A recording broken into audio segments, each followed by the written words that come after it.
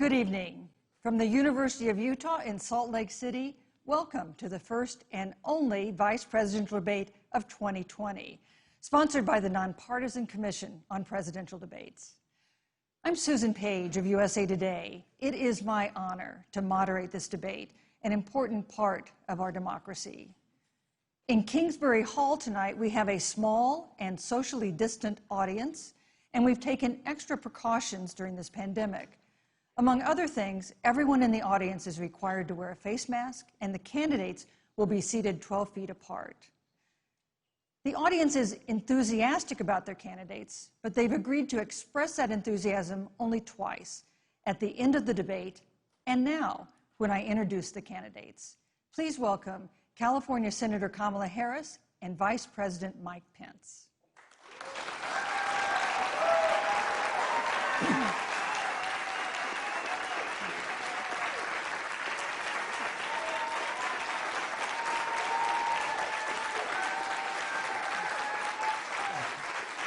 Thank you.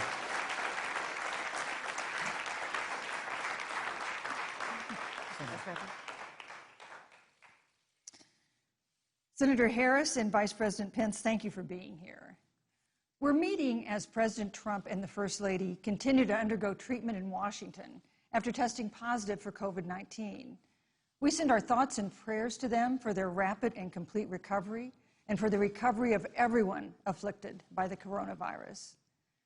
The two campaigns and the Commission on Presidential Debates have agreed to the ground rules for tonight. I'm here to enforce them on behalf of the millions of Americans who are watching. One note, no one in either campaign or at the Commission or anywhere else has been told in advance what topics I'll raise or what questions I'll ask.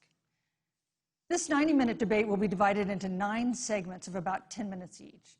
I'll begin a segment by posing a question to each of you, sometimes the same question, sometimes a different question on the same topic. You will then have 2 minutes to answer without interruption by me or the other candidate. Then we'll take 6 minutes or so to discuss the issue. At that point, although there will always be more to say, we'll move on to the next topic. We want a debate that is lively, but Americans also deserve a discussion that is civil. These are tumultuous times, but we can and will have a respectful exchange about the big issues facing our nation. Let's begin with the ongoing pandemic that has cost our country so much. Senator Harris, the coronavirus is not under control. Over the past week, Johns Hopkins reports that 39 states have had more COVID cases over the past 7 days than in the week before. 9 states have set new records. Even if a vaccine is released soon, the next administration will face hard choices. What would a Biden administration do in January and February that a Trump administration wouldn't do? Would you impose new lockdowns for businesses and schools and hotspots? A federal mandate to wear masks? You have 2 minutes to respond without interruption. Thank you, Susan. Well, the American people have witnessed what is the greatest failure of any presidential administration in the history of our country. And here are the facts. 210,000 dead people in our country in just the last several months. Over 7 million people who have contracted this disease. 1 in 5 businesses closed. We're looking at frontline workers who have been treated like sacrificial workers. We are looking at over 30 million people who in the last several months had to file for unemployment. And here's the thing. On January 28th, the Vice President and the President were informed about the nature of this pandemic. They were informed that it's lethal in consequence, that it is airborne, that it will affect young people, and that it would be contracted because it is airborne. And they knew what was happening, and they didn't tell you. Can you imagine if you knew on January 28th, as opposed to March 13th, what they knew, what you might have done to prepare? They knew, and they covered it up. The president said it was a hoax. They minimize the seriousness of it. The president said, you're on one side of his ledger if you wear a mask, you're on the other side of his ledger if you don't. And in spite of all of that, today they still don't have a plan. They still don't have a plan. Well, Joe Biden does. And our plan is about what we need to do around a national strategy for contact tracing, for testing, for administration of the vaccine, and making sure that it will be free for all. That is the plan that Joe Biden has and that I have, knowing that we have to get a hold of what has been going on, and we need to save our country. And Joe Biden is the best leader to do that, and frankly, this administration has forfeited their right to re-election based on this. Thank you, Senator Harris. Vice President Pence, more than 210,000 Americans have died of COVID-19 since February. The U.S. death toll as a percentage of our population is higher than that of almost every other wealthy nation on earth. For instance, our death rate is 2.5 times that of Canada next door. You head the administration's coronavirus task force. Why is the U.S. death toll as a percentage of our population higher than that of almost every other wealthy country? And you have 2 minutes to respond without interruption. Susan, thank you. And I want to thank the Commission and the University of Utah for hosting this event. And Senator Harris, it's a privilege to be on the stage with you.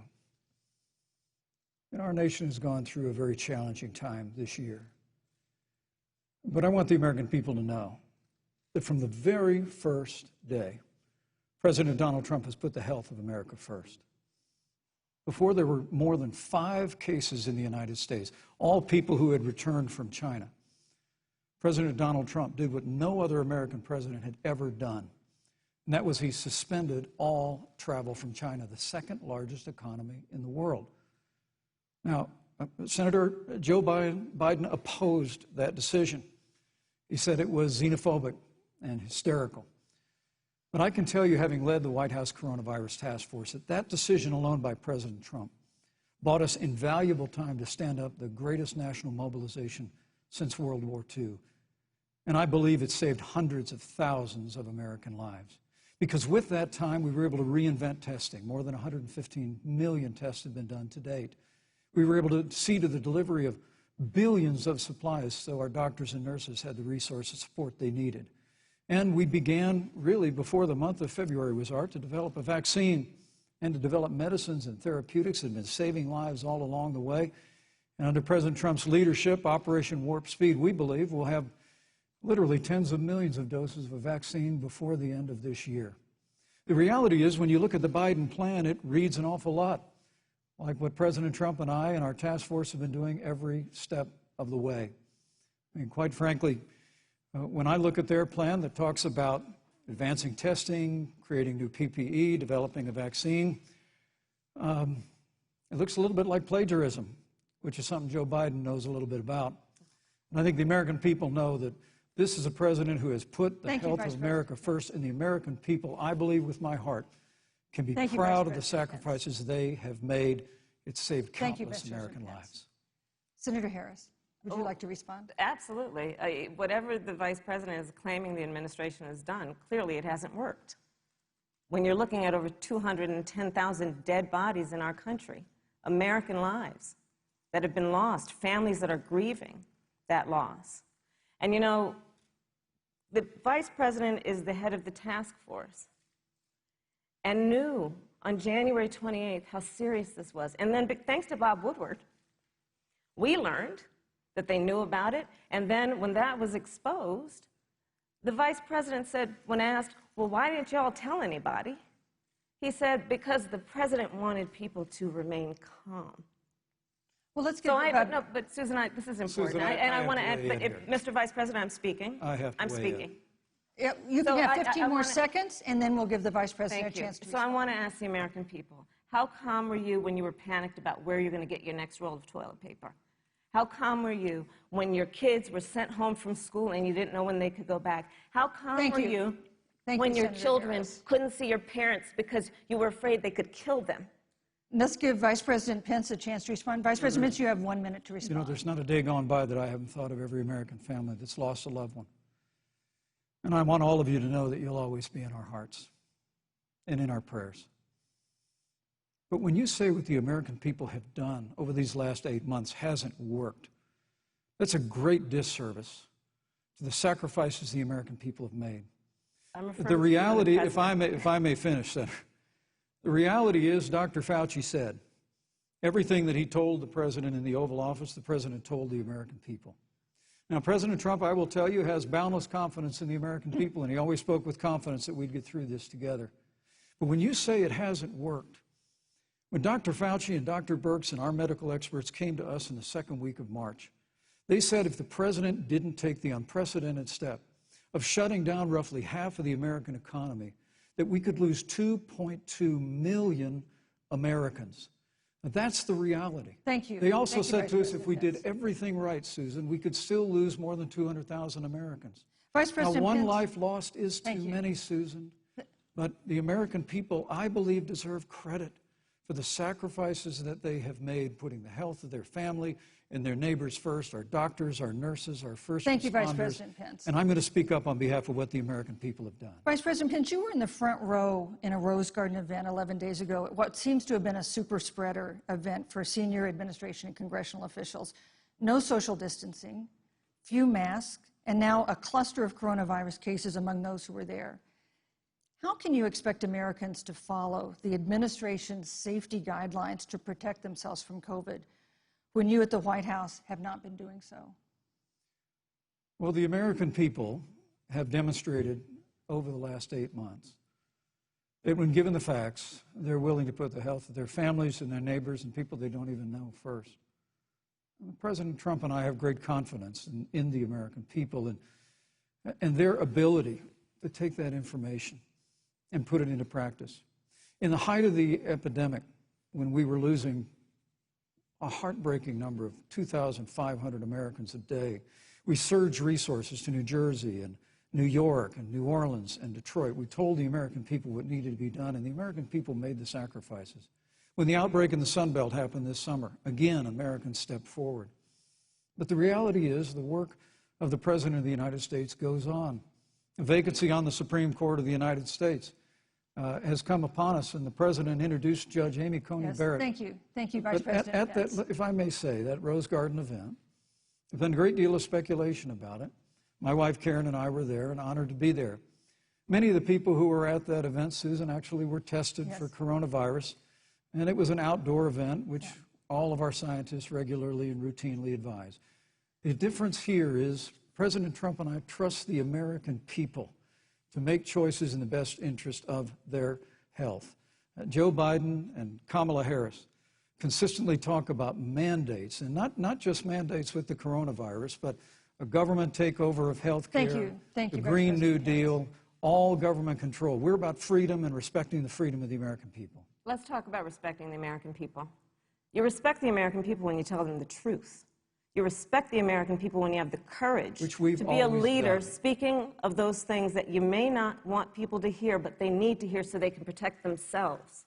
But this administration stood on information that if you had as a parent, if you had as a worker knowing you didn't have enough money saved up, and now you're standing in a food line because of the ineptitude of an administration that was unwilling to speak the truth to the American people.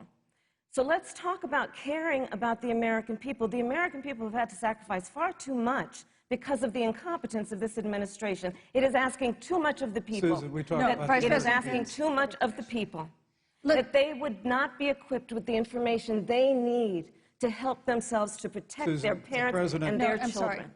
Kamala Harris, Senator Harris, I'm sorry. It's fine, I'm Kamala. No, you're Senator Harris to me. For life to get back to normal, Dr. Anthony Fauci and other experts say that most of the people who can be vaccinated need to be vaccinated. But half of Americans now say they wouldn't take a vaccine if it was released now. If the Trump administration approves a vaccine before or after the election, should Americans take it, and would you take it? If the public health professionals, if Dr. Fauci, if the doctors tell us that we should take it, I'll be the first in line to take it, absolutely. But if Donald Trump tells us that we should take it, I'm not taking it. Vice President Pence, there have been a lot of repercussions from this pandemic. In recent days, the president's diagnosis of COVID-19 has underscored the importance of the job that you hold and that you are seeking. That's our second topic tonight. It's the role of the Vice President. One of you will make history on January 20th. You will be the Vice President to the oldest president the United States has ever had. Donald Trump will be 74 years old on Inauguration Day. Joe Biden will be 78 years old. That already has raised concerns among some voters, concerns that have been sharpened by President Trump's hospitalization in recent days. Vice President Pence, have you had a conversation or reached an agreement with President Trump about safeguards or procedures when it comes to the issue of presidential disability? And if not, do you think you should? You have 2 minutes without interruption. Well, Susan, thank you, although I would like to go back. I think we need to move on to the issue of Well, thank you, but I would like to go back because the reality is that we're going to have a vaccine, Senator, in record time, in unheard of time, in less than a year. We have 5 companies in phase 3 clinical trials, and we're right now producing tens of millions of doses. So the fact that you continue to undermine public confidence in a vaccine, if the vaccine emerges during the Trump administration, I think is unconscionable. And Senator, I just ask you, stop playing politics with people's lives. The reality is that we will have a vaccine, we believe, before the end of this year.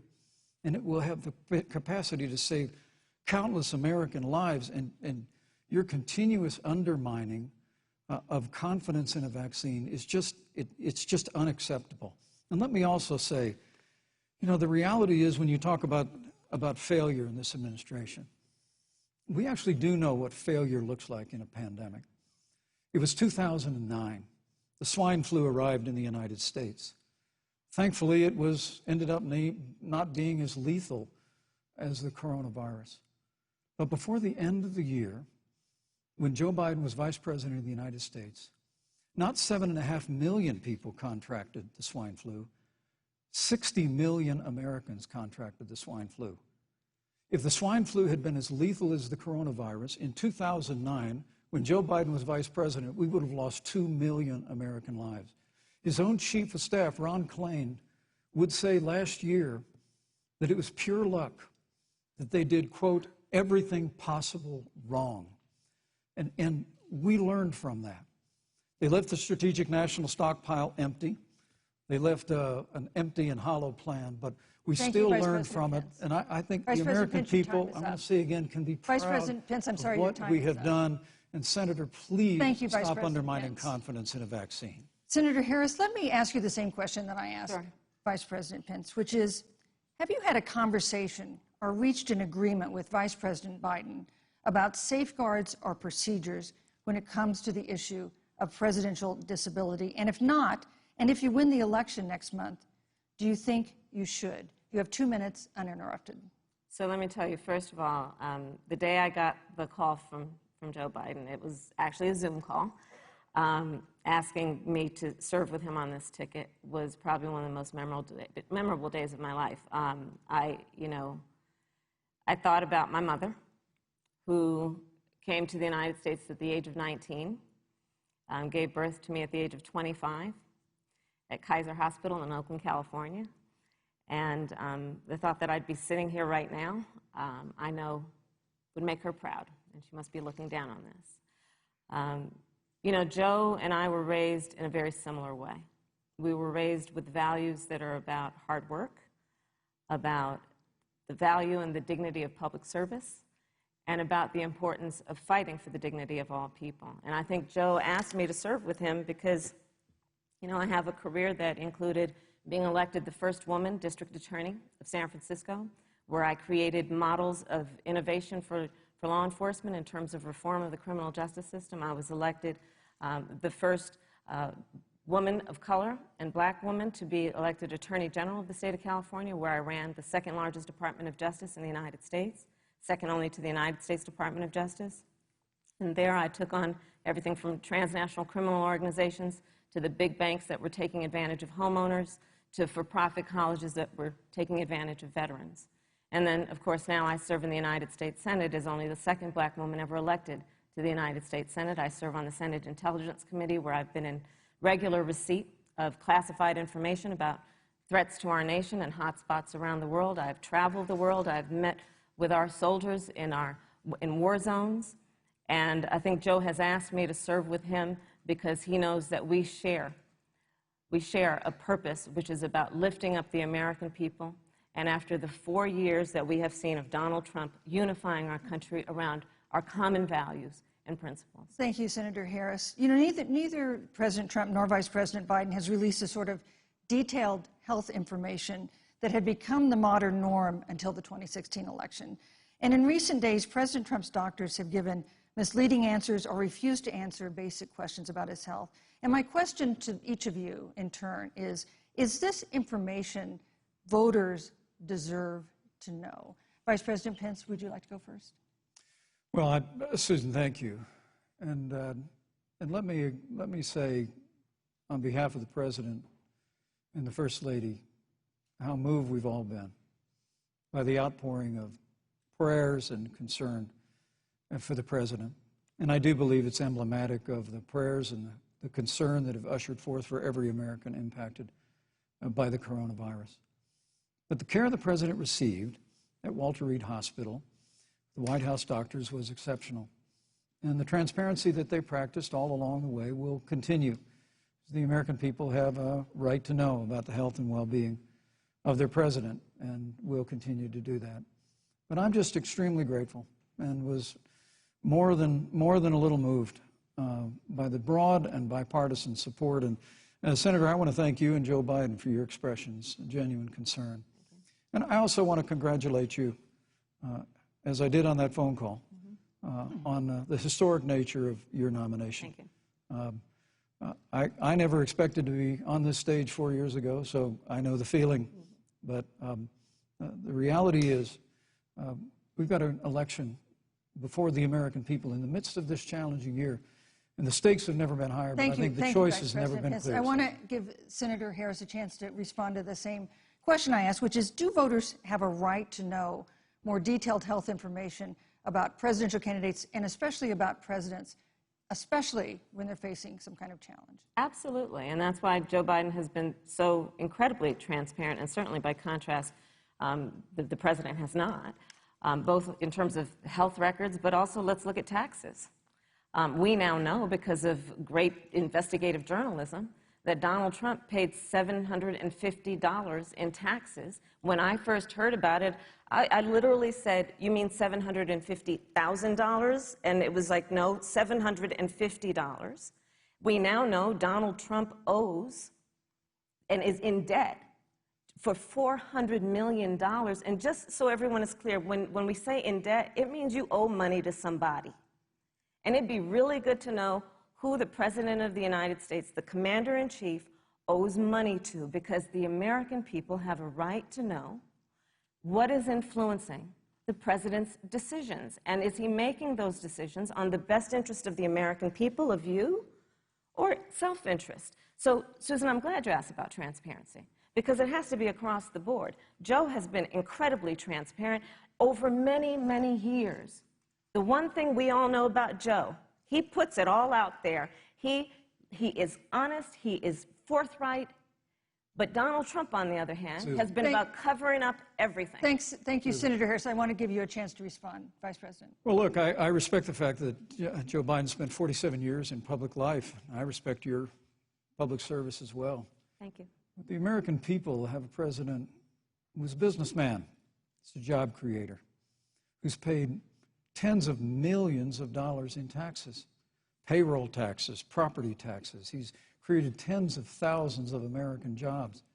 And the President said those public reports are not accurate. And the President's also released literally stacks of financial disclosures the American people can review just as the law allows. But the distinction here is that Joe Biden, 47 years in public service, compared to President Donald Trump, who brought all of that experience 4 years ago. Thank you, Vice and President. turned this economy around by cutting taxes, rolling back regulation, unleashing American energy, fighting for free and fair trade, and all of that's on the line if Joe Biden and Kamala Harris. You know, that's a good segue into our third topic, which is about the economy. This has been another aspect of life for Americans that's been so affected by this coronavirus. We have a jobs crisis brewing. On Friday, we learned that the unemployment rate had declined to 7.9% in September, but the job growth had stalled, and that was before the latest round of layoffs and furloughs in the airline industry at Disney and elsewhere. Hundreds of thousands of discouraged workers have stopped looking for work. Nearly 11 million jobs that existed at the beginning of the year haven't been replaced. Those hardest hit include Latinos, blacks, and women. Senator Harris, the Biden-Harris campaign has proposed new programs to boost the economy, and you would pay for that new spending by raising $4 trillion in taxes on wealthy individuals and corporations. Some economists warn that could curb entrepreneurial ventures that fuel growth and create jobs. Would raising taxes put the recovery at risk? And you have 2 minutes to answer uninterrupted. Thank you. On the issue of the economy, I think there couldn't be a more fundamental difference between Donald Trump and Joe Biden. Joe Biden believes you measure the health and the strength of America's economy based on the health and the strength of the American worker and the American family.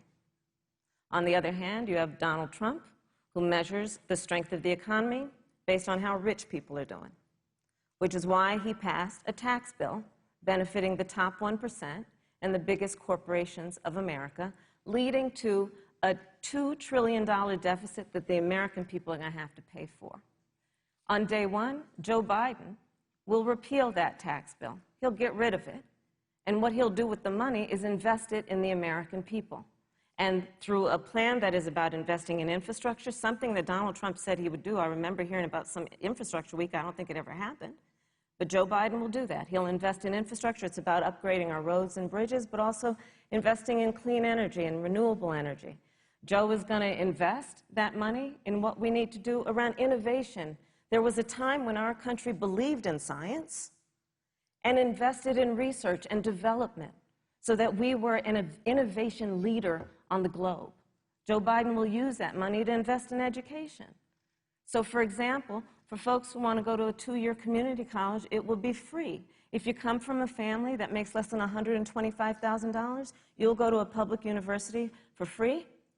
And across the board, we'll make sure that if you have student loan debt, it's cut by $10,000. That's how Joe Biden thinks about the economy, which is it's about investing in the people of our country as opposed to passing a tax bill, which had the benefit of letting American corporations go offshore to do their business.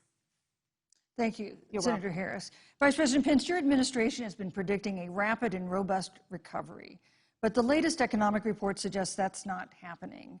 Should Americans be braced for an economic comeback that is going to take not months, but a year or more? You have 2 minutes to answer uninterrupted. When President Trump and I took office, America had gone through the slowest economic recovery since the Great Depression. Because when Joe Biden was vice president, they tried to tax and spend and regulate and bail our way back to a growing economy. President Trump cut taxes across the board. Despite what Senator Harris says, the average American family of 4 had $2,000 in savings in taxes. And with the rise in wages that occurred, most predominantly for blue-collar, hardworking Americans, the average household income for a family of 4 increased by $4,000 following President Trump's tax cuts. But America, you just heard Senator Harris tell you, on day one, Joe Biden's going to raise your taxes. It's really remarkable to think, Susan. I mean, right after a time where we're going through a pandemic that lost 22 million jobs at the height, we've already added back 11.6 million jobs because we had a president who cut taxes, rolled back regulation, unleashed American energy, fought for free and fair trade, and secured $4 trillion from the Congress of the United States to give direct payments to families, save 50 million jobs through the Paycheck Protection Program.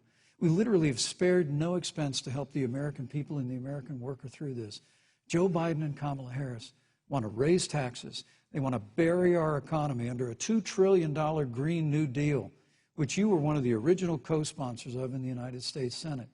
They want to abolish fossil fuels and ban fracking, which would cost hundreds of thousands of American jobs all across the heartland.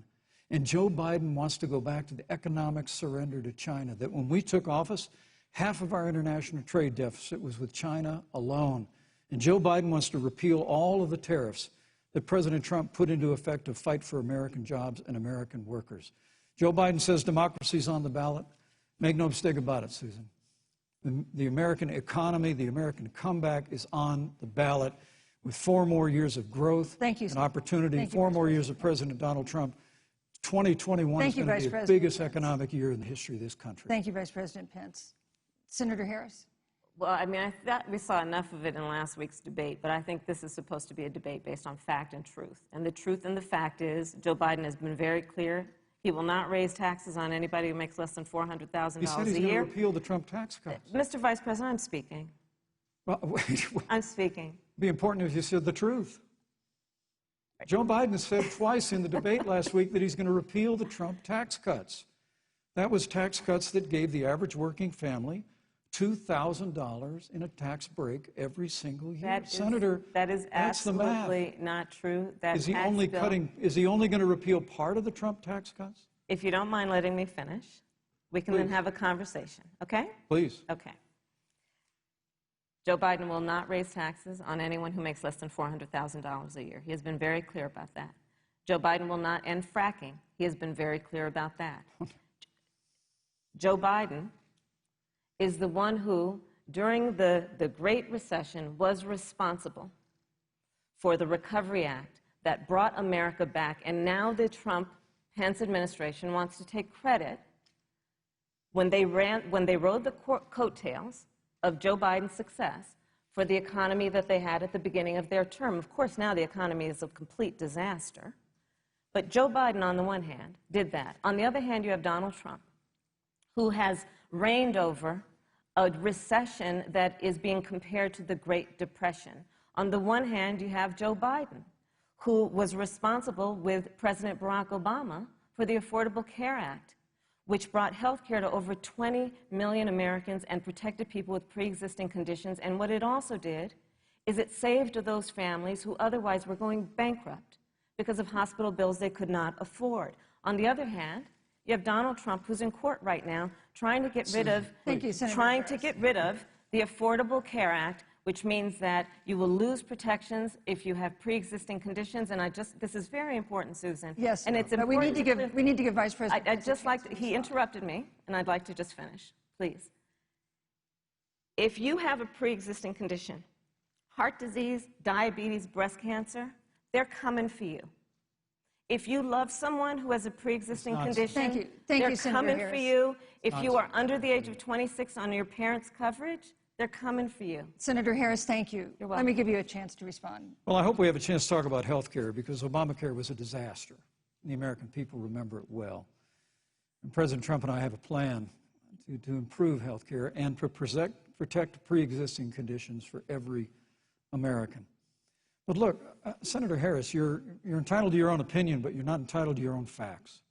You yourself said on multiple occasions when you were running for president that you would ban fracking. Joe Biden looked at a supporter in the eye and pointed and said, I guarantee that we will abolish fossil fuels. They have a $2 trillion version of the Green New Deal, Susan, that your newspaper, USA Today, said really wasn't that very different from the original Green New Deal. More taxes, more regulation, banning fracking, abolishing fossil fuel, crushing American energy, and economic surrender to China is a prescription for economic decline. President Trump and I will keep America growing. The V-shaped recovery that's underway right now will continue with 4 more years of President Donald Trump in the White House. Thank you very, very much, Vice President Pence. Once again, you've provided the perfect segue to a new topic, which is climate change. And Vice President Pence, I'd like to pose the first question to you. This year, we've seen record-setting hurricanes in the South. Another one, Hurricane Delta, is now threatening the Gulf. And we have seen record-setting wildfires in the West. Do you believe, as the scientific community has concluded, that man-made climate change has made wildfires bigger, hotter, and more deadly, and have made hurricanes wetter, slower, and more damaging? You have 2 minutes uninterrupted. Thank you, Susan. Well, first, I'm very proud of our record on the environment and on conservation.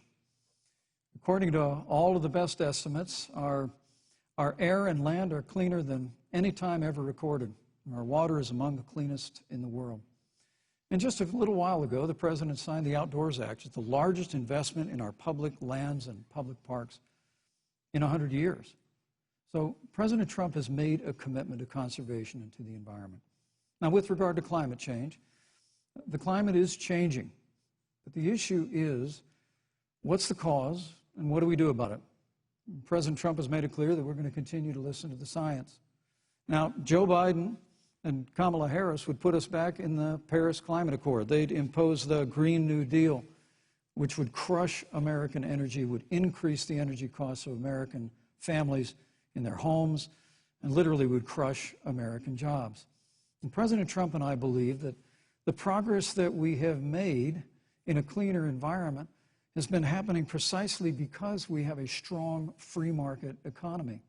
You know, what's remarkable is the United States has reduced CO2 more than the countries that are still in the Paris Climate Accord, but we've done it through innovation, and we've done it through natural gas and fracking, which, Senator, the American people can go look at the record. I know Joe Biden says otherwise now, as you do, but the both of you repeatedly committed to abolishing fossil fuel and banning fracking. And so by creating the kind of American innovation, we're actually steering toward a stronger and better environment. With regard to wildfires, President Trump and I believe that forest management has to be front and center, and even Governor Gavin Newsom from your state has agreed we've got to work on forest management. And with regard to hurricanes, the National Oceanic Administration tells us that actually, as difficult as they are, Thank you, Vice President. There are no more hurricanes today than there were 100 years ago. Thank you. But many of the climate alarmists use hurricanes and wildfires to try and sell their bill of goods of a Green New Deal.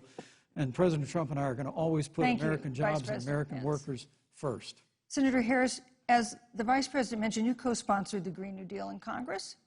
But Vice President Biden said in last week's debate that he does not support the Green New Deal. But if you look at the Biden-Harris campaign website, it describes the Green New Deal as a crucial framework. What exactly would be the stance of a Biden-Harris administration toward the Green New Deal? You have 2 minutes uninterrupted.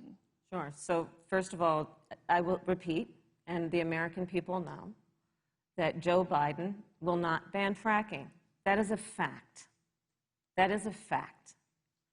I will repeat that Joe Biden has been very clear that he thinks about growing jobs, which is why he will not increase taxes for anyone who makes less than $400,000 a year. Joe Biden's economic plan, Moody's, which is a reputable Wall Street firm, has said will create 7 million more jobs than Donald Trump's. And part of those jobs that will be created by Joe Biden are going to be about clean energy and renewable energy. Because you see, Joe understands that the west coast of our country is burning, including my home state of California. Joe sees what is happening on the Gulf states, which are being battered by storms. Joe has seen and talked with the farmers in Iowa, whose entire crops have been destroyed because of floods. And so Joe believes, again, in science. I'll tell you something, Susan. I served, when I first got to the Senate, on the committee that's responsible for the environment. Do you know this administration took the word science off the website and then took the phrase climate change off the website? We have seen a pattern with this administration, which is they don't believe in science. And Joe's plan is about saying we're going to deal with it, but we're also going to create jobs. Donald Trump, when asked about the wildfires in California, and the question was, you know, the science is telling us this, you know what Donald Trump said? Science doesn't know. So let's talk about who is prepared to lead our country over the course of the next 4 years on what is an existential threat to us as human beings. Joe is about saying we're going to invest that in renewable energy. It's going to be about the creation of millions of jobs. We will achieve net zero emissions by 2050, carbon neutral by 2035. Joe has a plan. This has been a lot of talk from the Trump administration, and really it has been to go backward instead of forward. We will also re-enter the climate agreement with pride. Senator Harris just said that climate change is an existential threat. Vice President Pence, do you believe that climate change poses an existential threat? As I said, Susan, the climate is changing. We'll follow the science. But once again, Senator Harris is denying the fact that they're going to raise taxes on every American. Joe Biden said twice in the debate last week that on day one he was going to repeal the Trump tax cuts. Those tax cuts delivered $2,000 in tax relief to the average family of four across America. And with regard to banning fracking, I just recommend that people look at the record. You yourself said repeatedly that you would ban fracking. You were the first Senate co-sponsor of the Green New Deal. And while Joe Biden denied the Green New Deal, Susan, thank you for pointing out, the Green New Deal is on their campaign website. And as USA Today said, it's essentially the same plan as you co-sponsored with AOC when she submitted it in the Senate. And you just heard the senator say that she's going to resubmit America to the Paris Climate Accord. Look, the American people have always cherished our environment. We'll continue to cherish it. We've made great progress reducing CO2 emissions through American innovation and the development of natural gas through fracking.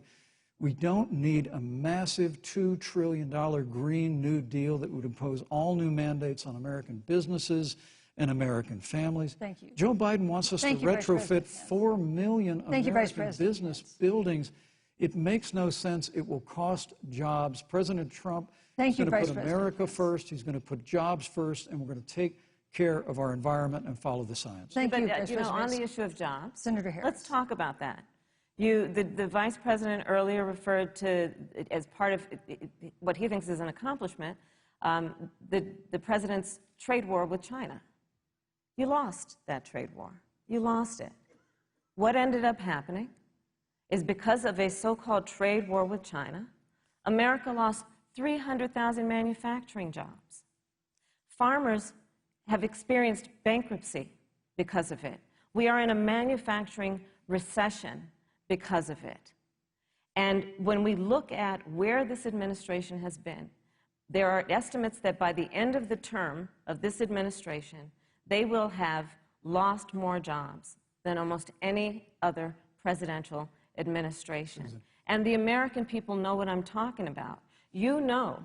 I think about 20-year-olds. You know, we have a 20-year-old, a 20-something-year-old, who are coming out of high school and college right now, and you're wondering, is there going to be a job there for me? We're looking at people who are trying to figure out how they're going to pay rent by the end of the month. Almost half of American renters are worried about whether they're going to be able to pay rent by the end of the month.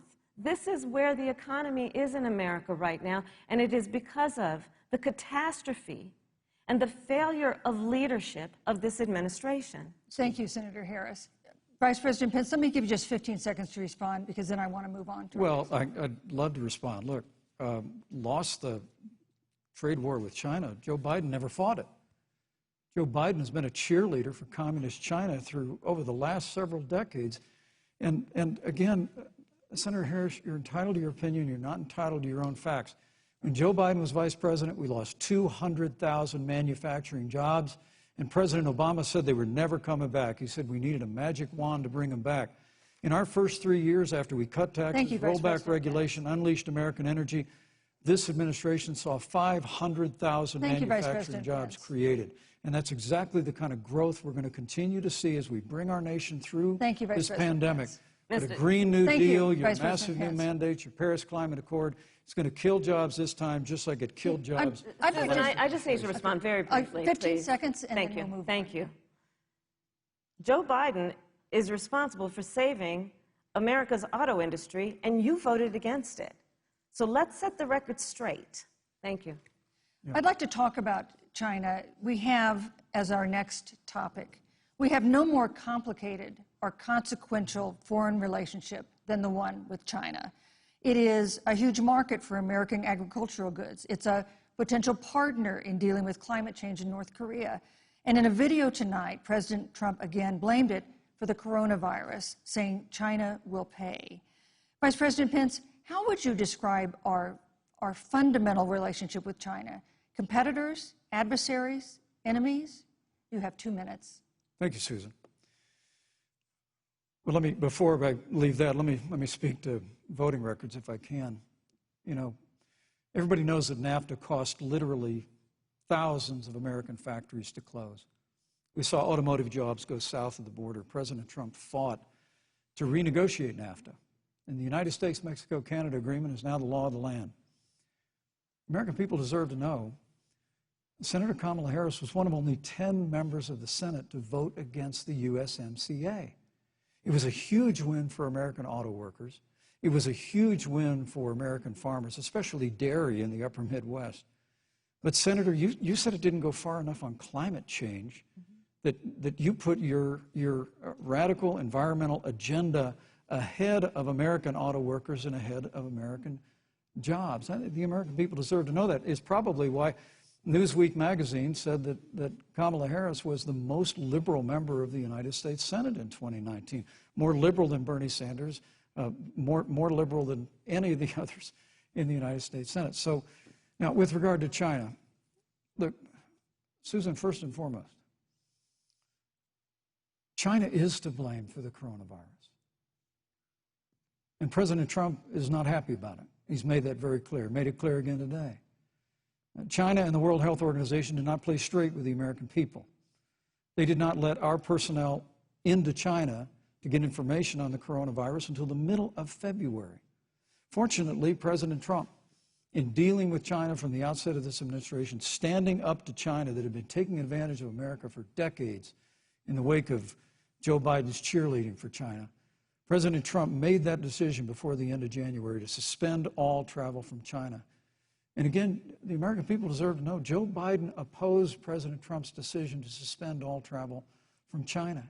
He said it was hysterical. He said it was xenophobic. Thank you, Vice President Pence. But President Trump has stood up to China. We're going to continue to stand strong. Thank you, Vice President Pence. We want to improve the relationship, but we're going to level the playing field, and we're going to hold China accountable for what they did to America with the coronavirus. Thank you. Senator Harris, let me ask you the same question that I asked the Vice President. How would you describe our fundamental relationship with China? Are we competitors, adversaries, enemies? You'll have 2 minutes uninterrupted. Susan, the Trump administration's perspective and approach to China has resulted in the loss of American lives, American jobs, and America's standing. There's a weird obsession that President Trump has had with getting rid of whatever accomplishment was achieved by President Obama and Vice President Biden. For example, they created within the White House an office that basically was responsible for monitoring pandemics. They got rid of it. Not true. There was a team of disease experts that President Obama and Vice President Biden dispatched to China to monitor what is now predictable and what might happen. They pulled them out. We now are looking at 210,000 Americans who have lost their lives. Let's look at the job situation. We mentioned before the trade deal, the trade war, they wanted to call it, with China. It resulted in the loss of over 300 manufacturing jobs and a manufacturing recession, and the American consumer paying thousands of dollars more for goods because of that failed war that they called it. Then let's talk about standing. Pew, a reputable research firm, has done an analysis that shows that leaders of all of our formerly allied countries have now decided that they hold in greater esteem and respect Xi Jinping, the head of the Chinese Communist Party, than they do Donald Trump, the President of the United States, the Commander-in-Chief of the United States. This is where we are today because of a failure of leadership by this administration. Senator Harris, we've seen changes in the role of the United States in terms of global leadership over the past 4 years. And of course, times do change. What's your definition? We've seen strains with China, of course, as the Vice President mentioned. We've seen strains with our traditional allies in NATO and elsewhere.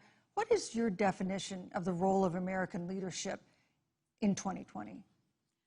So, Joe is, I love talking with Joe about a lot of these issues. And, Joe, I think he said it quite well. He says, foreign policy, it might sound complicated, but really it's relationships. So just think about it as relationships. And so we know this in our personal and professional relationships. You got to keep your word to your friends. Got to be loyal to your friends. People who've stood with you, got to stand with them. You got to know who your adversaries are and keep them in check. But what we have seen with Donald Trump is that he has betrayed our friends and embraced dictators around the world. Let's take, for example, Russia. So, I serve on the Intelligence Committee of the United States Senate. America's intelligence community told us Russia interfered in the election of the President of the United States in 2016 and is playing in 2020. Christopher Wray, the director of the FBI, said the same. But Donald Trump, the commander-in-chief of the United States of America, prefers to take the word of Vladimir Putin over the word of the American intelligence community. You look at our friends at NATO. He has walked away from agreements. You can look at the Iran nuclear deal, which now has put us in a position where we are less safe because they are building up what might end up being a significant nuclear arsenal. We were in that deal, guys. We were in the Iran nuclear deal with friends, with allies around the country. And because of Donald Trump's unilateral approach to foreign policy, coupled with his isolationism, he pulled us out and has made America less safe. So, Susan, it's about relationships. And the thing that has always been part of the strength of our nation, in addition to our great military, has been that we keep our word. But Donald Trump doesn't understand that because he doesn't understand what it means to be honest. Thank you, Senator Harris. Vice President Pence, let me give you a chance to respond. Well, thank you. Well, President Trump kept his word when we moved the American embassy to Jerusalem, the capital of the state of Israel. When Joe Biden was vice president, they promised to do that, and they never did. We've stood strong with our allies, but we've been demanding. NATO is now contributing more to our common defense than ever before, thanks to President Trump's leadership. We've strengthened our alliances across the Asia-Pacific, and we've stood strong against those who would do us harm. When President Trump came into office, ISIS had captured an area of the Middle East the size of Pennsylvania. But President Trump unleashed the American military, and our armed forces destroyed the ISIS caliphate and took down their leader, al-Baghdadi, without one American casualty. Al-Baghdadi was responsible for the death of thousands. But notably, America's hearts today are with the family of Kayla Mueller, her parents of which are here with us tonight in Salt Lake City. Today, 2 of the ISIS killers responsible for Kayla Mueller's murder were brought to justice in the United States. Jihadi John was killed on the battlefield along with the other beetle. The reality is that when Joe Biden was vice president, we had an opportunity to save Kayla Mueller. It breaks my heart to reflect on it, but the military came into the Oval Office, presented a plan. They said they knew where Kayla was. Baghdadi had held her for 18 months, abused her mercilessly before they killed her. But when Joe Biden was vice president, they hesitated for a month. And when armed forces finally went in, it was clear she'd been moved 2 days earlier. And her family says with a heart that broke the heart of every American that if President Donald Trump had been president, they believe Kayla would be alive today. Thank you, Vice Look, President. we destroyed the ISIS caliphate. And you talk about re-entering the Iran nuclear deal. I mean, the last administration transferred $1.8 billion to the leading state sponsor of terrorism. President Donald Trump got us out of the deal. Thank you, Vice President Pence. And when Qasem Soleimani was traveling to Baghdad to do harm to Americans, President Donald Trump took him Vice out. President Pence. And America is safer, our allies are safer, and the American people know President Donald Trump will never have you, Vice President take Pence. action. I would like to give Senator Harris a chance to respond, but not at such great length because, of course, there are other topics we want to talk about. But I would like equal time. Yes. Thank you. Please go ahead. First of all, to the Mueller family, I know about your daughter's case, and I'm so sorry. I'm so sorry. What happened to her is awful, and it should have never happened. And I know Joe feels the same way. And I know that President Obama feels the same way. But you mentioned Soleimani. Let's start there. So after the strike on Soleimani, there was a counter strike on our troops in Iraq. And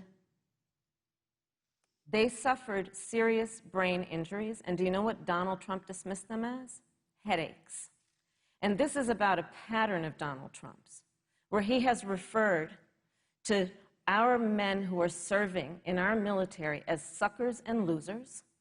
Donald Trump, who went to Arlington Cemetery and stood above the graves of our fallen heroes and said, what's in it for them?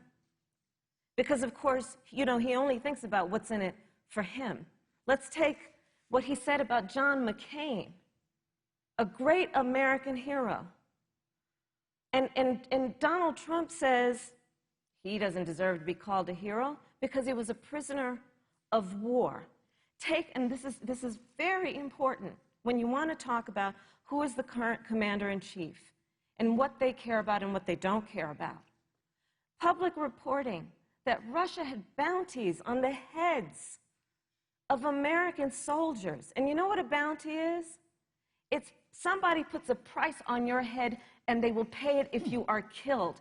And Donald Trump had talked at least 6 times to Vladimir Putin and never brought up the subject. Joe Biden would never do that. Thank you. But Joe Biden would hold Russia to account for any threat to our nation's security or to our troops who are sacrificing their lives for the sake of our democracy and our safety. Thank you, Senator Harris. This is such an important issue, but we have other important issues as well. And Susan, I want to make sure we have a chance I really have to talk to respond to that. about. Look, she has 15 seconds because well, I got to have trying more to than keep. that. Look, well, I'm sorry, but Vice President Pence, you've had more time than she's had so far. The slanders against President Donald Trump regarding men and women of our armed forces are absurd. I'm sorry, Vice President Pence. My son is a captain in the United States Marine Corps. My son-in-law is deployed in the United States Navy. I can assure all of you, with sons and daughters serving in our military, President Donald Trump not only respects but reveres all of those who serve in our armed forces, and any suggestion otherwise is ridiculous.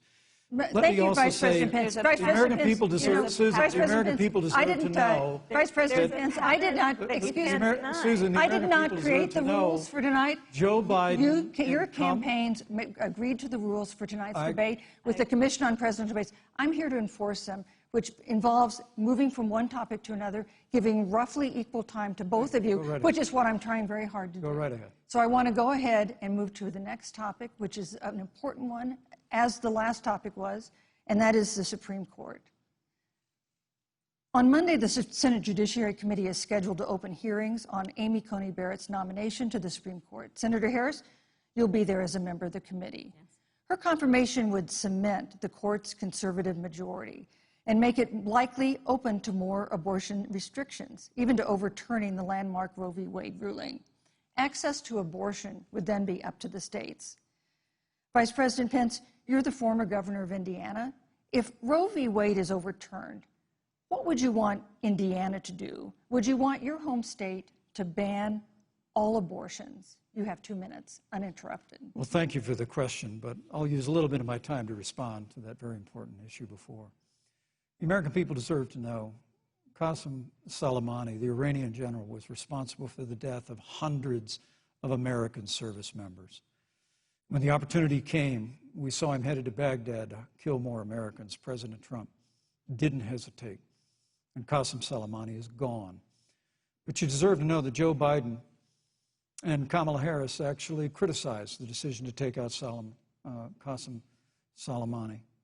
It's really inexplicable, but with regard to Joe Biden, it's explainable, because history records that Joe Biden actually opposed the raid against Osama bin Laden.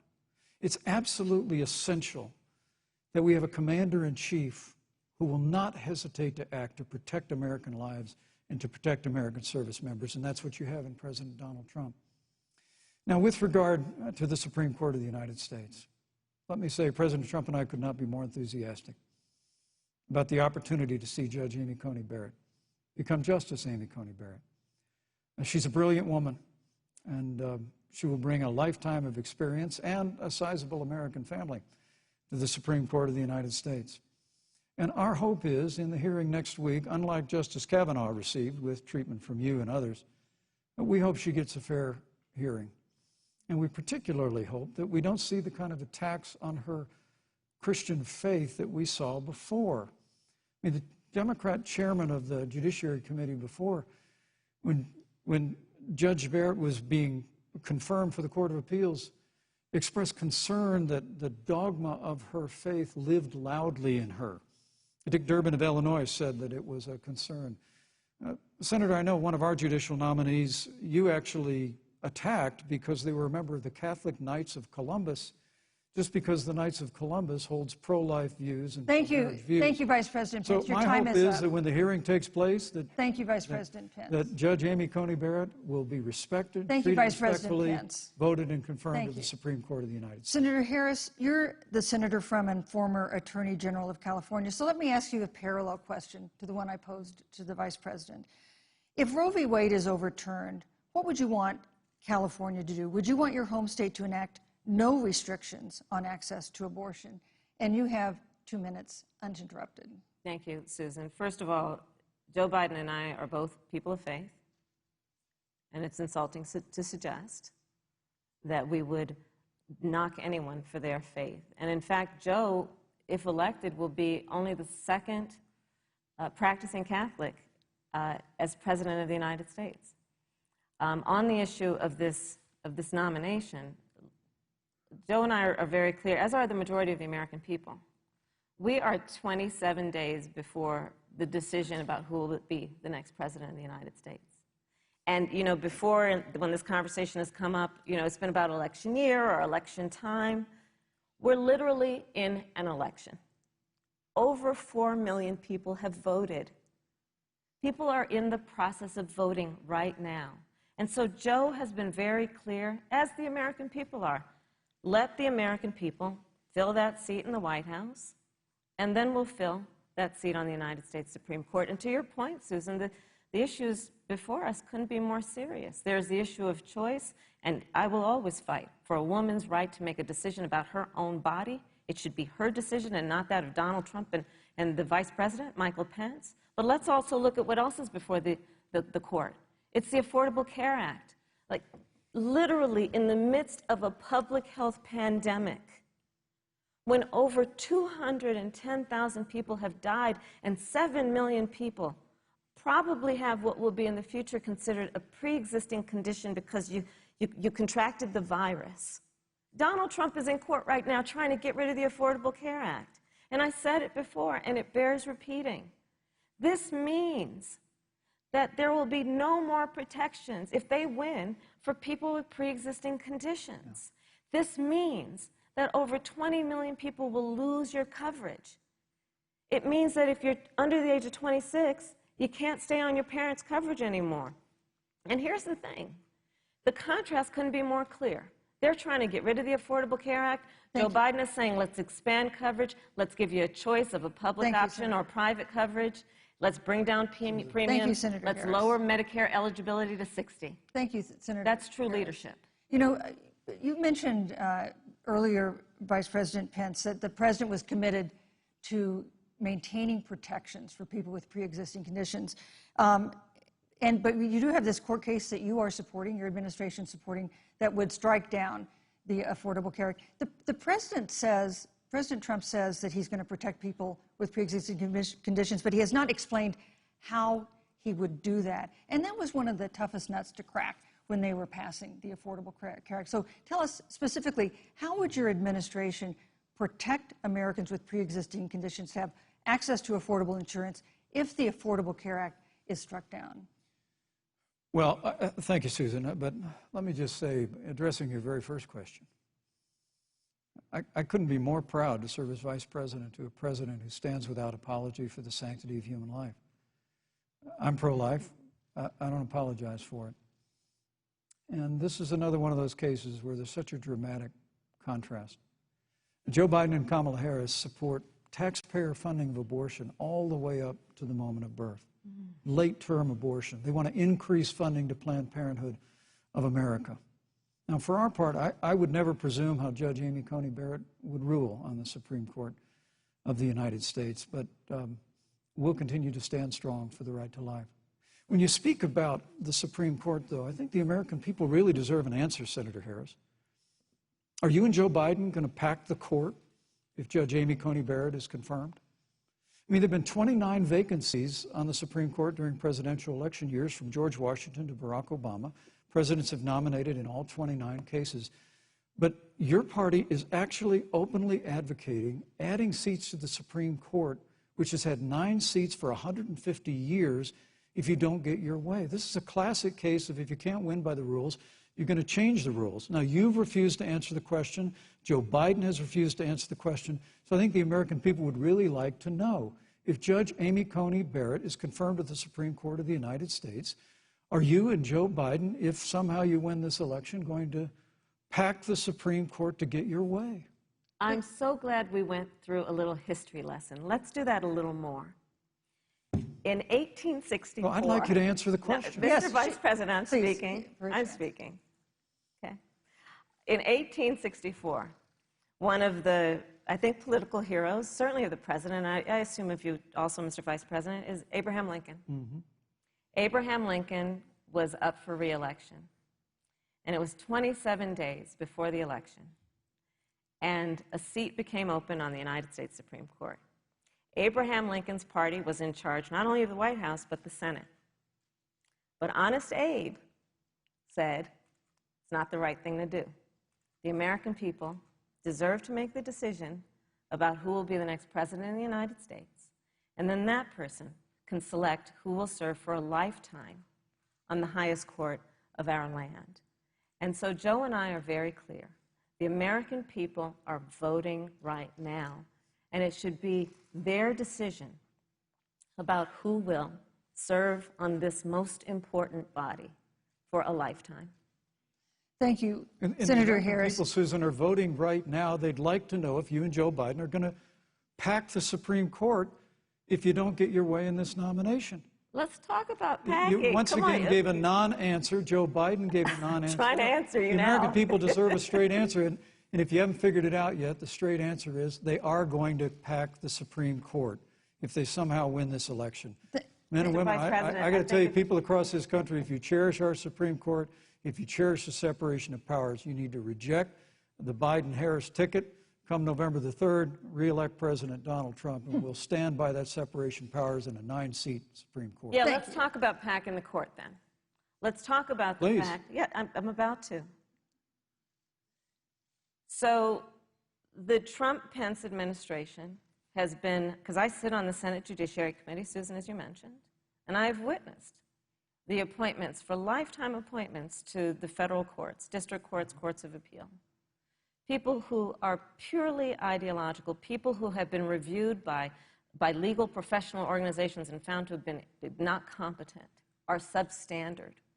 And do you know that of the 50 people who President Trump appointed to the Court of Appeals for lifetime appointments, not one is black? This is what they've been doing. You want to talk about packing a court? Let's have that discussion.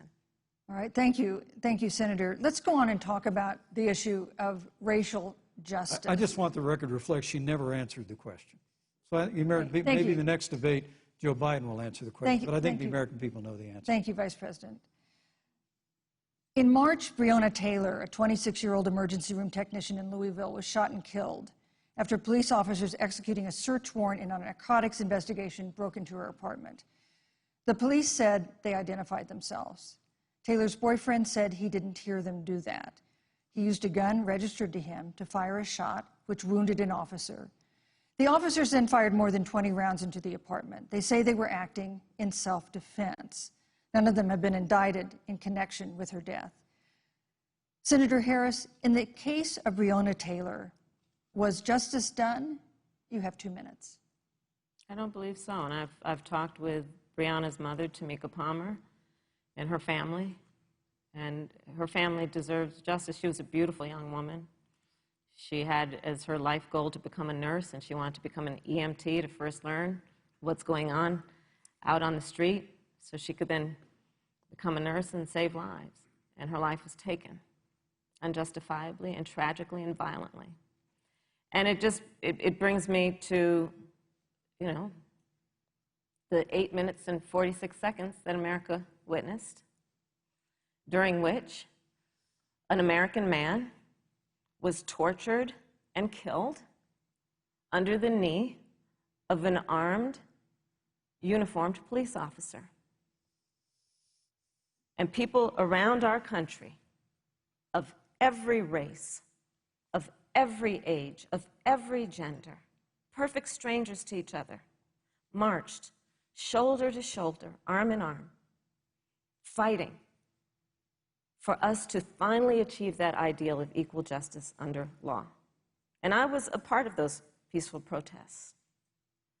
And I believe strongly that, first of all, we are never going to condone violence, but we always must fight for the values that we hold dear, including the fight to achieve our ideals. And that's why Joe Biden and I have said on this subject, look, and I'm a former career prosecutor. I know what I'm talking about. Bad cops are bad for good cops. We need reform of our policing in America and our criminal justice system, which is why Joe and I will immediately ban chokeholds and carotid holds. George Floyd would be alive today if we did that. We will require a national registry for police officers who break the law.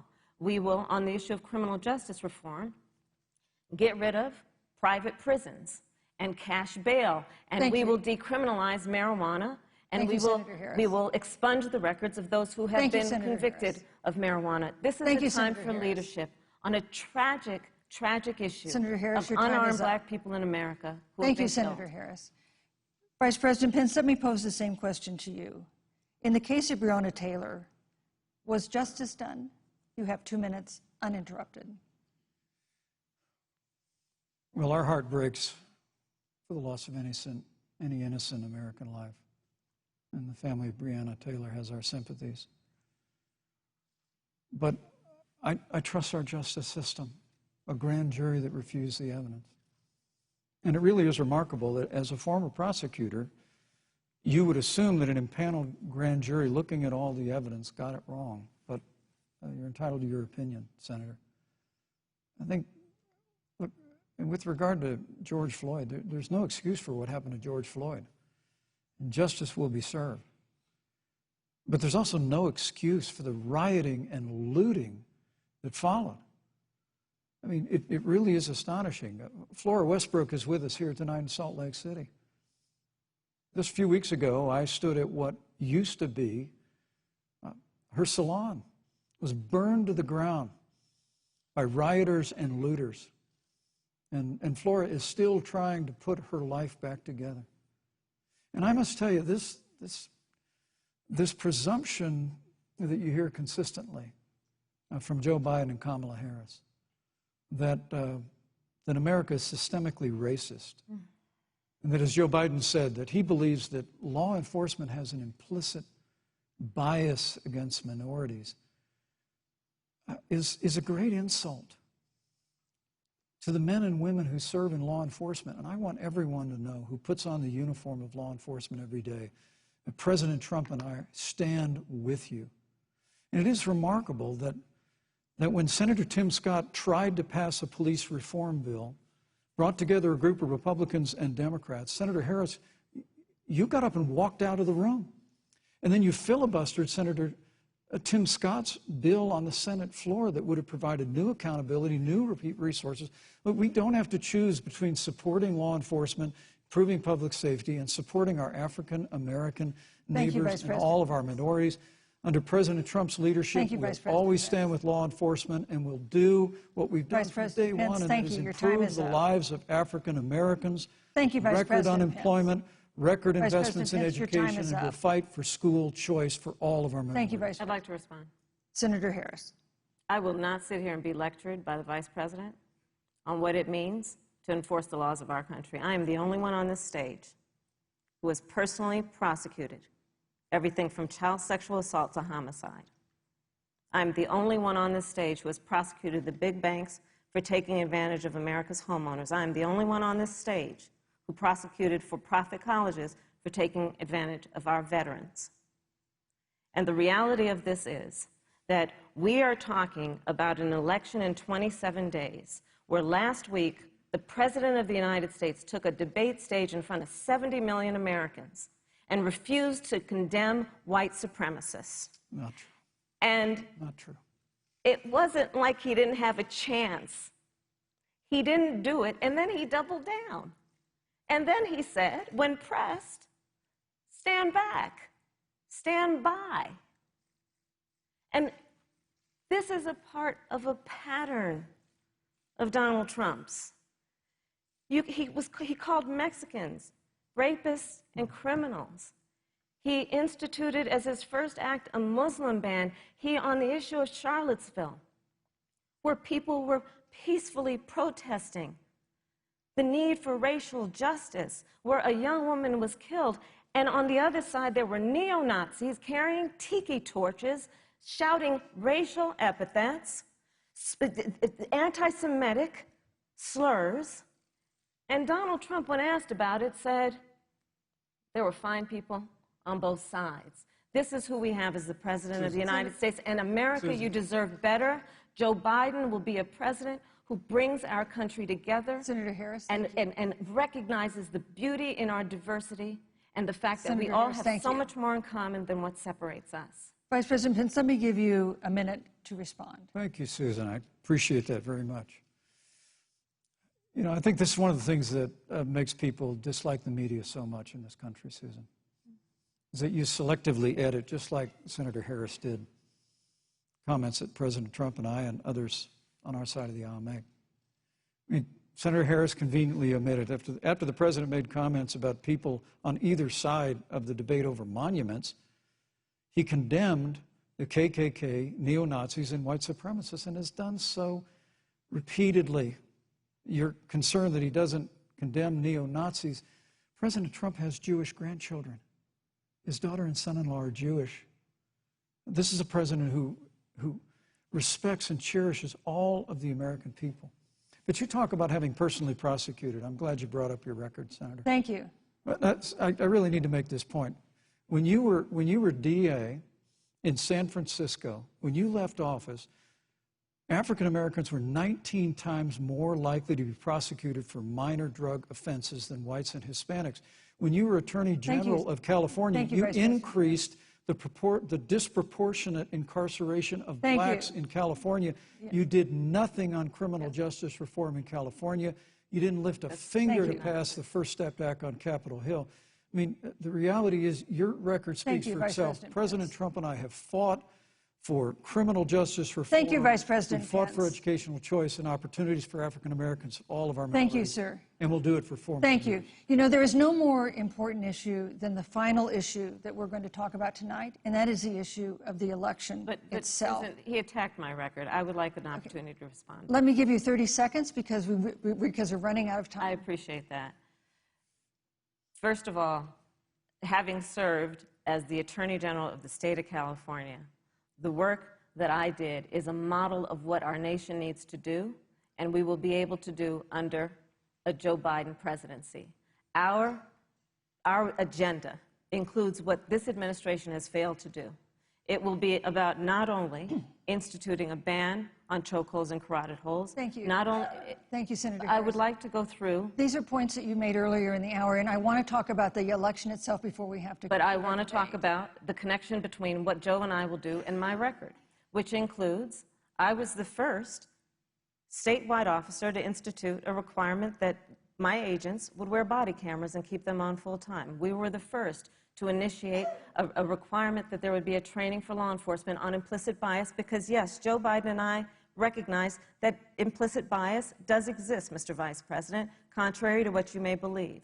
We did the work of instituting reforms that were about investing in reentry. This is the work that we have done and the work we will do going forward. And again, I will not be lectured by the Vice President on our record of what we have done in terms of law enforcement and keeping our communities safe, and a commitment to reforming the criminal justice system of America. Thank you, Senator Harris. And I'd like to pose I'd like you to respond first to the question on our final topic, the election itself. President Trump has several times refused to commit himself to a peaceful transfer of power after the election. If your ticket wins and President Trump refuses to accept a peaceful transfer of power, what steps would you and Vice President Biden then take? What would happen next? You have 2 minutes. So I'll tell you, Joe and I are, I think, particularly proud of the coalition that we've built around our campaign. We probably have one of the broadest coalitions of folks that you've ever seen in a presidential race. Of course, we have the support of Democrats, but also independents and Republicans. In fact, 7 members of President George W. Bush's cabinet are supporting our ticket. We have the support of Colin Powell, Cindy McCain, John Kasich, over 500 generals, retired generals, and former national security experts and advisors are supporting our campaign. And I believe they are doing that because they know that Joe Biden has a deep, deep-seated commitment to fight for our democracy and to fight for the integrity of our democracy and to bring integrity back to the White House. And so we believe in the American people. We believe in our democracy. And here's what I'd like to say to everybody. Vote. Please vote. Vote early. Come up with a plan to vote. Go to iwillvote.com. You can also go to joebiden.com. We have it within our power in these next 27 days to make the decision about what will be the course of our country for the next 4 years. And it is within our power, and if we use our vote and we use our voice, we will win. And we will not let anyone subvert our democracy with what Donald Trump has been doing, as he did on the debate stage last week, when again in front of 70 million people, he openly attempted to suppress the vote. Joe Biden, on the other hand, on that same debate stage, because clearly Donald Trump doesn't think he can run on a record because it's a failed record, Joe Biden on that stage said, hey, just please vote. So I'll repeat what Joe said. Please vote. Thank you, Senator. Vice President Pence, President Trump has several times refused to commit himself to a peaceful transfer of power after the election. If Vice President Biden is declared the winner and President Trump refuses to accept a peaceful transfer of power, what would be your role and responsibility as Vice President? What would you personally do? You have 2 minutes. Well, Susan, first and foremost, I think we're going to win this election.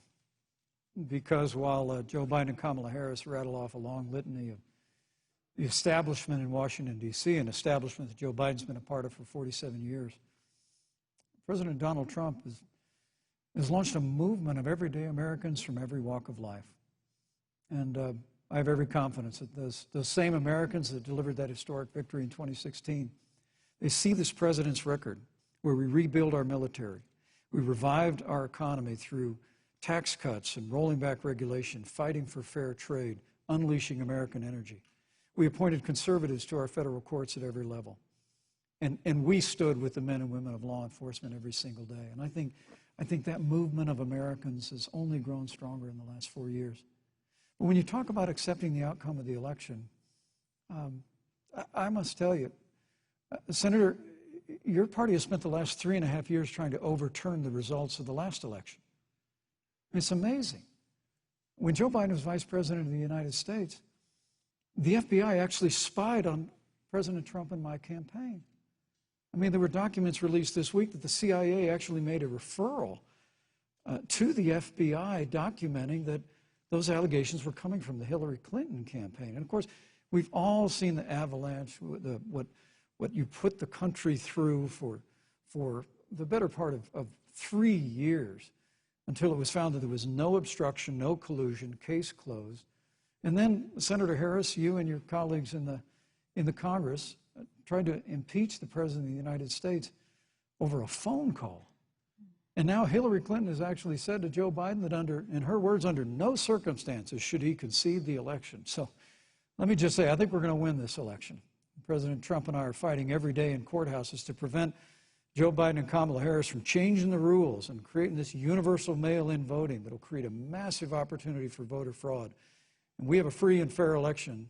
We know we're going to have confidence in it, and I believe in all my heart that President Donald Trump's going to be reelected for 4 more years. You know, I've written all the questions that I've asked tonight, but for the final question of the debate, I'd like to read a question that someone else wrote. The Utah Debate Commission asked students in the state to write essays about what they would like to ask you. And I want to close tonight's debate with the question posed by Brecklin Brown.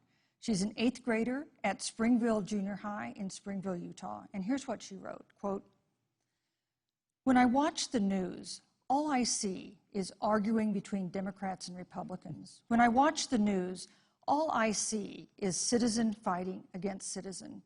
When I watch the news, all I see are 2 candidates from opposing parties trying to tear each other down. If our leaders can't get along, how are the citizens supposed to get along?" And then she added, "Your examples could make all the difference to bring us together," end quote. So to each of you in turn, I'd like you to take 1 minute and respond to Brecklin. Vice President Pence, you have 1 minute. Brecklin, it's a wonderful question. And let me just commend you for taking an interest in public life. I started following the news when I was very young. And in America, we believe in a free and open exchange of debate. And we celebrate that. And it's how we've created literally the freest and most prosperous nation in the history of the world. But I would tell you that don't assume that what you're seeing on your local news networks is synonymous with the American people. You know, I look at the relationship between Justice Ruth Bader Ginsburg, the late justice who we just lost from the Supreme Court, and the late Justice Antonin Scalia. They were on polar opposites on the Supreme Court of the United States, one very liberal, one very conservative. But what's been learned since her passing was the 2 of them and their families were the very closest of friends. I mean, here in America, we can disagree. We can debate vigorously, as Senator Harris and I have on this stage tonight. But when the debate is over, we come together as Americans. And that's what people do in big cities and small towns all across this country. So I just want to encourage you, Brecklin. I want to tell you that we're going to work every day to have government as good as our people. And the American people each and every day love a good debate. We love a good argument. But we always come together and are always there for one another in times of need. And we've especially learned that through the difficulties of this year. Senator Harris, what would you say to Brecklin? First of all, I love hearing from our young leaders. And when I hear her words, when I hear your words, Brecklin, I know our future is bright because it is that perspective on who we are and who we should be. That is a sign of leadership and is something we should all aspire to be. And that, that brings me to Joe. Joe Biden, one of the reasons that Joe decided to run for president is after Charlottesville, which we talked about earlier. It so troubled him and upset him like it did all of us, that there was that kind of hate and division. What propelled Joe to run for president was to see that over the course of the last 4 years, what Brecklin described has been happening. Joe has a long-standing reputation of working across the aisle and working in a bipartisan way. And that's what he's going to do as president. Joe Biden has a history of lifting people up and fighting for their dignity. You have to know Joe's story to know that Joe has known pain, he has known suffering, and he has known love.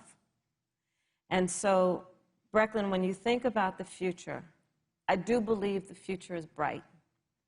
And it will be because of your leadership, and it will be because we fight for each person's voice through their vote, and we get engaged in this election because you have the ability through your work and through eventually your vote to determine the future of our country and what its leadership looks like. Thank you, Senator Harris. Thank you, Vice President Pence. Thank you so much for being with us tonight. We want to thank also the University of Utah for its hospitality, and most of all, our thanks to all the Americans who watched this debate tonight. Again, our best wishes for a quick recovery to President Trump, the First Lady, and everyone who is battling COVID-19. The second presidential debate is next week on October 15th, a town hall style debate in Miami. We hope you'll join us then. Good evening.